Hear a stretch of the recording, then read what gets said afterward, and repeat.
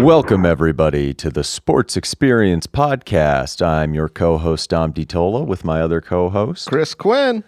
And today we have another basketball episode prepared. Yeah. It's going to be a good one. Another of these stars when I grew up, I feel like. Yeah. I had this guy on my wall, just like Kirby Puckett. They were right next to each other. Nice. Yeah, just saying. So let's get into him. Jason Kidd. Jason Kidd, born March 23rd, 1973 in San Francisco, California. Yep.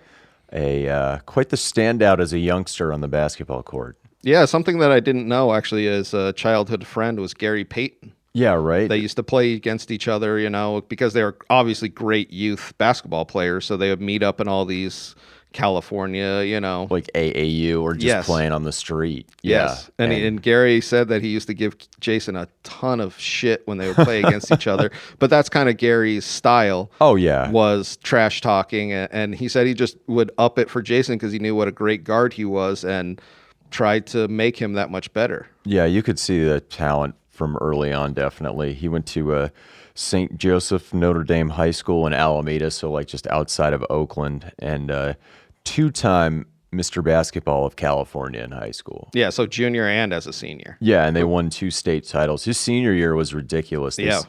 He averaged almost a quadruple double, like insane. Yeah, those numbers are for a point guard, especially his size. And I think I'm going to reiterate this a lot. Yeah. His because Magic Johnson is one of those where you're like, oh yeah, he grabs 10 boards, but Kidd like averaged 10 boards like a ton of the seasons in his career, and it's just crazy. He's 6'1". No, he's like 6'3", 6'4". 6'3", okay. Yeah, so he's kind of normal size, but almost bigger for back in those days. Yep. Yeah. But yeah, 25 points, 10 assists, 7 rebounds, and 7 steals a game. Yeah. That's insane. Yeah, great defensive player too, which I think sometimes gets overlooked, but yeah. Yeah, I mean, he was, I think, 5-time defensive player of the year. Yeah. Or all defense first team, yeah. Mm-hmm. But yeah, so he can go to any school that he wants to. I was going to say, all of the top schools are recruiting him. Yeah. U of A, Kentucky, Kansas, like pretty much they're all saying, come here and then we'll catapult you into the pros. Oh, exactly. Yeah. But he decides to make an odd decision, but one that kind of benefited him and the place that he went to. Yeah, for sure. He chose to go to the University of California. Yeah, which had not won the PAC-10, whatever they were calling it, since 1960. Yeah. Yeah. And pretty much were a losing program that whole time. Like, they didn't have viable teams at all. No, they didn't have, like, stars or anybody to yeah. compete with, like, the Arizonas or the UCLAs in that conference. But they somehow land Jason Kidd, and the team rapidly improves around him. Well, he said he wanted to stay close to home, which everybody was expecting him to go to U of A because that's the powerhouse at that time that's close to home. Point guard U. Point guard U, exactly. And kind of develop him into this point guard that everyone sees that he is. But he makes this really great decision, like you were saying, and makes California, the University of California, a pretty good team for a couple of years, And he probably figured if he went to Cal, he could play right away. Yes. Like he wouldn't have to sit behind people or not get enough minutes because they put him in the starting lineup right away. And how could you not? I mean, he's obviously their best player they retired his number there, which obviously they should. Well, I mean, he was the freshman player of the year. Yep. And he took him to the NCAA tournament, which was very rare for them at the time. And they end up beating Duke in the second round. In a huge upset, mainly because of Jason Kidd and how good he was. I saw that he pretty much, I think he broke every scoring and assist record at California in his second year. So, that's how ridiculous he was in this team. Oh, yeah, and then his second year he comes back, a first-team All-American, and then he has 16 points a game, 6.9 rebounds, 3.1 steals, and 9.1 assists. Yeah, so he almost averages a triple-double. Yeah. He is this triple-double machine. Oh, he's a triple-double machine in the NBA when he gets there. Yeah. Yeah, that's what everybody says. Is those 10 rebounds must be so important to, a great basketball team. That or even the steals if you get that lucky that night. Yeah. Right? Yeah. Like crazy. And when he doesn't, he normally has 5 steals. So it's one of these, the statistics that I love is when people are like, oh, he's a 20 and 10. Yeah, but he has 5 steals too. It's that's even better.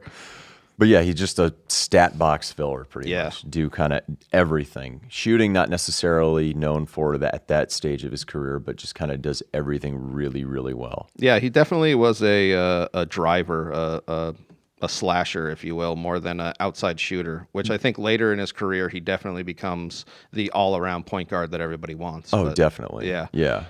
But after 2 seasons at Cal, he's done. I mean, you can obviously tell he's ready for the NBA at like 20, 21 years old. Yes. Yeah. Everybody can see that. Then this is where a little bit of controversy starts is I think a lot of people thought he was going to be the first pick. Yeah. And he ended up going number 2 behind Glenn Robinson Big dog. to the Mavs, to the Dallas Mavericks. And the Mavericks at that time had a couple of key younger players, though, and Jim Jackson and Jamal Mashburn, and they called themselves the 3Js. And their first season, they actually improved the team by 23 wins. And Kidd was not defensive, but co-rookie of the year with Grant Hill. Yeah, he definitely he was the triple-double leader of the NBA in his rookie season. Which is crazy. Yeah. Just crazy to think. So everybody's looking at this Dallas Mavericks team, and they're like, man, they're going to be so great this next year. And it kind of implodes. Oh, it kind of implodes, and rumors are it imploded over Tony Braxton. Yep. Yeah, did you read that? Yep. Yeah, it was crazy. I love those little side notes where you're just like, this is a maybe, but we're pretty sure it definitely happened. Yeah, apparently the famous singer said no to Kidd for a date and then went out the same night with Jim Jackson. And, Mashburn was also hurt early in his career, so just the tension between all of them caused the front office to blow it up before it could do anything. Yeah, they were too young, and they didn't have the veteran star. So the veterans on the team just couldn't, pretty much corral them. Yeah. Yeah. No leadership or anything like that. And you see from the first season to the second season, it's really different. When they're all clicking together, it's a great team. When they're not, they're shit. Oh yeah. So it's an obvious trade to get Kidd out of there because they're just so bad. And so I bet the locker room was just awful. Oh, probably. Most definitely. And they shipped Kidd out to Phoenix, and he played here for actually a long time. And this is where I used to, because growing up here in Arizona, you're a Suns fan sometimes, but this is where I had him on my wall, and this is where pretty much like the guards of Phoenix were so great, but they never did anything. Yeah, right. I mean, the middle 96, 97, he goes to Phoenix for Michael Finley, who's a really good player for a long time. Yep. AC Green, Sam Cassell, and then they sent back Tony Dumas and Lauren Meyer. And Kidd is like the centerpiece of it, and he gets to play with Steve Nash. He's getting to play with all of these great they're playing like players. A 4-guard rotation a lot of the time with Steve Nash and Kevin Johnson and Rex Chamberlain, and they're Rex Chapman. Excuse me, and they're pretty much, because in this Western Conference, we were talking about this, is so great at this time. Yeah. And they're pretty much having a really good regular season, but can't do anything in the postseason. Yeah, they're winning like 50 games. Yeah. And then you run into San Antonio, or you run into, any one of them. Yeah. Sonics, Lakers, like the Western Conference was so stacked at this time. You would see this Phoenix team probably making the Eastern Conference Finals every year, because the East wasn't shit. But it's kind of like it is now. Yeah, but exactly. Yeah, and it sucks being a Suns fan at that time because there was so much hype throughout the regular season all the time. Yeah. And they would go out in the first round, or they would have like an okay first round and just get swept in the second round, and you're just like, this sucks. Yeah, like what are we caring for at this point? Yeah. But 98, 99, he leads the league in assists, and then in 99, 2000, they end up getting Penny Hardaway, which was thought to be really good. Well, this is what in the preseason they said that this is the backcourt of the 2000s. Mm-hmm. Like this is going to be what's going to blow everybody away, and they were awful. Yeah, they were awful. Hardaway was always hurt. It was really difficult for them to play together. So, and moving for Penny Hardaway, moving these other players out, and then him not being in the lineup, they pretty much were just like Jason Kidd and 3-4 other guys that were, just whatever guys. just guys. Yeah, I think McDyess was still there at that time, but yeah, just guys. Yeah, not anybody that could really help him. So that's when I think he forces the trade. Yeah, to New Jersey. To New Jersey. Yeah, in the summer of 2001, and everybody thought the Nets were being stupid by dealing Marbury to Phoenix. Yeah. Stephon Marbury was also a good point guard at that time. But no, completely the reverse. Yeah. Worked very well in New Jersey's favor. I thought that was interesting. Just to talk about the trade real quick, he in Phoenix has some domestic... Oh, yeah, leading up to this. Yeah. He has some domestic abuse. So he abused his wife and then went to like 6 months of counseling, which he actually continued for most of the rest of his life. Oh, yeah, totally. And this is like January 2001. Yeah. Yeah. And so the Phoenix Suns the Phoenix Suns never confirmed this, but they were like looking to get rid of him at that point. Oh, I'd believe it. And even for those days, it had to have been really bad. So they trade him to the Nets just to put that in there. Yeah, and he goes to New Jersey and he has like a new lease on life because there's like a young team there ready to build. Well, I feel like this is like the Mavericks when he came into it, but now he's ready to lead it. Yeah. Like, he wasn't ready to lead that Mavericks young team, but now he's ready to lead this young, super aggressive, super high-flying team of Kenyon Martin, Kerry Kittles, Keith Van Horn. Yeah, I mean, and the Eastern Conference is kind of like, open. After Jordan left, it's wide open, and the teams aren't like necessarily as dominant as in the West. So, yeah, good things can happen, and they did for the Nets when they got Jason Kidd. And I thought it was interesting. This is where Richard Jefferson started his career, and you see him being on a ton of great teams as a sixth man. Oh, yeah, and then ending up starting for New Jersey. God, he played forever. Right? I was thinking about Jason Kidd played for a long time. I think Richard Jefferson played for a couple more years. Oh, my God. It's crazy. And he's played for so many great teams throughout. Yeah, definitely. I love that about him. Shout out to U of A. U of A, absolutely. But so 2002, they end up making it all the way to the finals, and then they run into the Lakers buzzsaw. Well, this is where I feel like people can be like, nah, the West wasn't that dominant, and it was like the Nets were the best team out of the East, and they came out of the East and got handled so ridiculously. Yeah. Like it was a sweep and the games weren't even close. Yeah, it looks like they were playing a college team. That's how good those Lakers teams were. That's why it's kind of sad to think that was like the last time that Kobe, Shaq kind of... Yeah, I think that was the last one. Yeah. Because they were just so great. Oh, yeah, most definitely. But then they don't let it affect them. The next year they go back to the finals. Yep. And then it's the Spurs. And basically the same kind of thing happens. Well, it was interesting because I saw him talking about this where they won game 2 in San Antonio and they felt like that was where they could really turn it around and win this series. Yeah, because they had 3 games in a row at home. And San Antonio proceeded to just kind of take back home court advantage. Yeah, they won in 6 at home. So, but, Kidd at this point is probably at the top of his career. Yes, I would say in the Nets, this is when he is without a doubt his best. Yeah, and because of this and his impending free agency, the Spurs want to sign him in the summer right after the finals. Yeah, to replace Tony Parker. Which is crazy to think the domino effect that would have. Yep. Because, do you move Parker to a new spot? Combo guards, what do you do? Yeah. No. What team does he go to? And if anybody could have coached them at that point, I think that the Spurs coach, Popovich. Yeah. Popovich would have done it because he was such a great coach. But yeah, you're right. They might even have moved Tony out and brought other people in. And that's the thing that because the trade was almost done. Like they were in talks with him about it, but.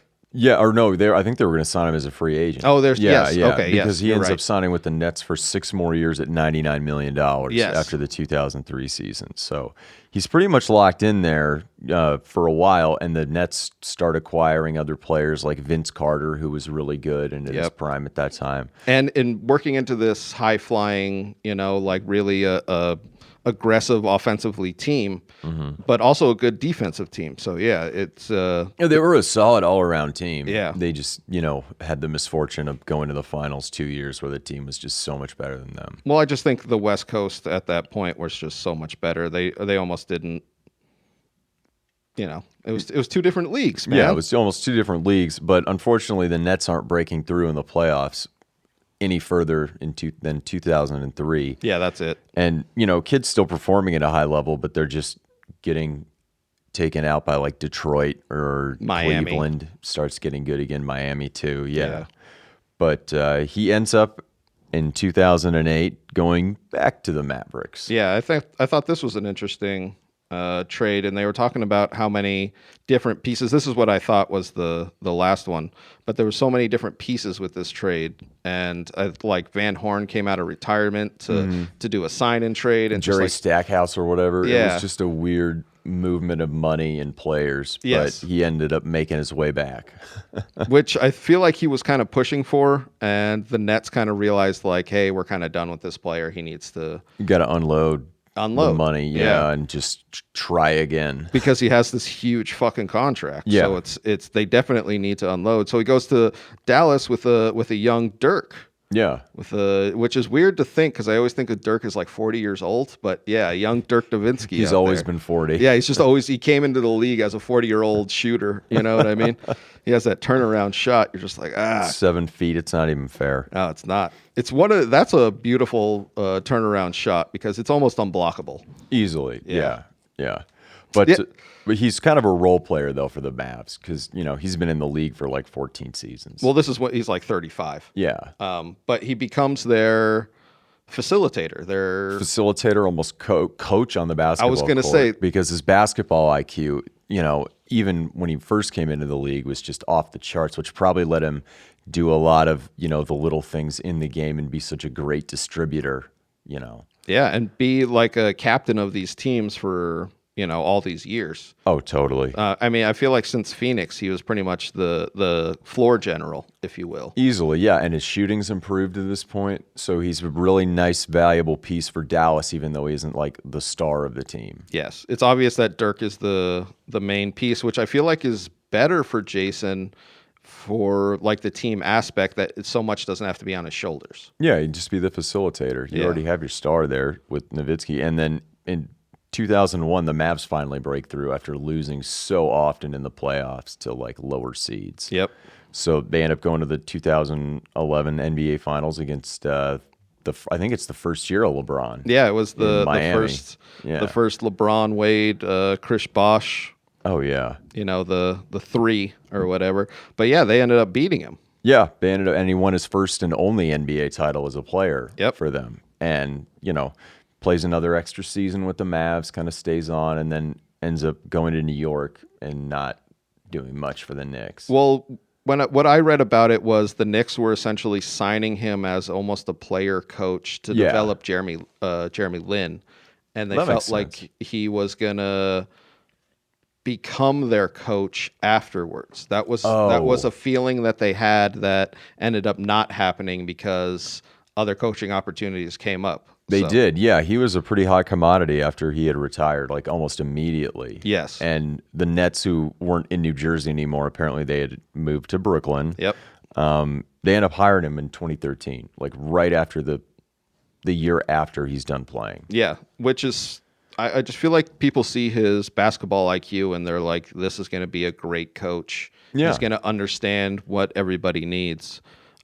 Quick little comment: he had a DWI arrest In 2012, yeah, and hit he the missed lamppost. he missed his first 2 games because the league suspended him as a coach. That's a great way to start a job, right? Yeah, that's what they were saying was like he was really bummed with that.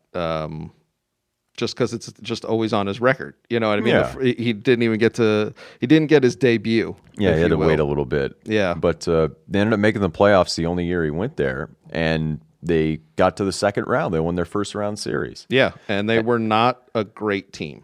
But things were looking bright for them. Yeah. And Kid, though, ends up going to Milwaukee the next year in a weird type of draft pick deal because Milwaukee needed a coach. Let me say this: he felt like the Nets weren't building a contender and weren't putting the pieces together that he felt like they could have put as a contender. So the Bucks came in and they were like, hey, we want to sign you. And he kind of was doing some backroom stuff and like pretty much like everybody does, though. You know what I mean? Yeah. Like looking for the best deal for himself. And the Bucks went in. I think they traded a 2nd-round pick for him. Yeah. Yeah, it's almost like the Gruden deal in the NFL. Yep. When he went from Oakland to Tampa. Yep. Like you're trading for a coach. Yeah, but it was worth it. Yeah, it was worth it for the Bucks. I mean, they really turned into a competitive team. They established this Bucks team that we see recently has been really good. I mean, I think they lost in 2019 to the Raptors, who went on to win the champions. The center that they have, Giannis. I can't pronounce it. Depot or something like that. Just the Greek Freak. That's the easiest thing to do. But you see that they're one of the smartest teams out there. Yeah. And they have one of the better defenses, and that is pretty much all kid, you know? Yeah, but then, he's getting to the playoffs but losing in the first round and not really kind of breaking through with the team. And by 2017, 2018, he gets fired. Like right in the middle of the season. Yeah. But luckily for him, another opportunity comes along, the one that he currently has, where he, in 2019, joined the Lakers as an assistant coach. Which I think is better for him as just a play coach. You know what I mean? Yeah. Not like how he went to Dallas and became like a player, not like the player. I feel like this is just better for him to just kind of be with the players and just kind of... Well, the job security, too. You're with the Lakers. I mean, oh, yeah. LeBron, they just won the championship. I was going to say, they just won the championship. But no, I mean, he had one of the most fantastic careers of any of the modern point guards and guys that we grew up watching. I think the triple-doubles, we have to keep reiterating on that, because the amount of triple-doubles that he put up, he is the only player since Magic and Wilt to do triple doubles in multiple playoff series. Oh, man. And then I think LeBron has done it recently, but you see what he meant for these teams where he was grabbing 10 boards or 10 steals and then 10 assists, 20 points. He was pretty much the backbone of these teams. Yeah, during his prime, he was close to averaging a triple-double for like seasons. Yeah. Over his career, 12.6 points per game, 8.7 assists, and 6.3 rebounds, and 1.3 steals. I mean, he's your do-everything Swiss Army knife guy for your team. And I feel like we're going to see him get a lot more championships as a coach. Oh, easily. Yeah. know? And he can bide his time and wait for the right opportunity if he wants to be a head coach again. Yeah. So, yeah, and we see that he can really build a team that can go deep in the NBA. So, yeah, big shout out to Jason Kidd. Hey, everybody, this is just a stock message at the end of every episode. We hope you enjoyed whatever athlete and or team that episode was about. Just want to say, give us a quick follow on all social media. We have a YouTube channel, the Sports Experience Podcast, and we're on Instagram, DiTolla Dominic, and myself, C. Quinn Comedy. So give us a follow all around. We're always recording right here at Engle Studio. Thank you all very much.